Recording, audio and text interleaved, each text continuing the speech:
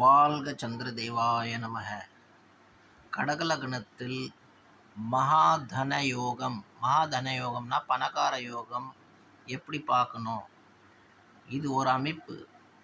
இந்த கடகலக்னத்தில் இந்த மாதிரி இருந்தால் இவங்க கண்டிப்பாக கோடீஸ்வரனாக இருப்பார்கள். எப்படி கணிக்கிறது, எப்படி பார்க்கறது, இது என்ன முறை?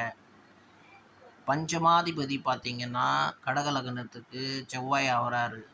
இந்த பஞ்சமாதிபதி ஸ்தானத்தில் இருந்து விருச்சிகத்தில் உட்காந்து சுக்கிரன் ரிஷபத்தில் அவர் வீட்டில் உட்கார்ந்து இருந்தாருன்னா இந்த மாதிரி ஜாதகன் பல கோடிக்கு அதிபதி ஆவான். இந்த திசை நடந்ததுன்னா சுக்கிர திசையோ இல்லைன்னா செவ்வாய் திசையோ நடந்ததுன்னா இந்த ஜாதகன் சொல்லே வேண்டாம்.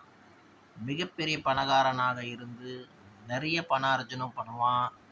நிறைய நல்ல உடலுக்கு, அழகான உடலுக்கும் அதிபதியாக இருப்பான். நல்ல ஃப்ரெண்ட்ஸுங்களுக்கும் நல்ல சுற்று வட்டாரம் எல்லாமே அவனுக்கு நல்ல பிரகாரம் அமையும். காரணம் என்னன்னா யோகக்காரகன் நல்லா உட்கார்ந்துட்டாருன்னா, பிளேஸ்மெண்ட் ஆகிட்டாருன்னா ஜாதகத்தில் ஐஸ்வர்யம், அஷ்டலக்ஷ்மி ஐஸ்வர்யத்தை கொட்டுவார்.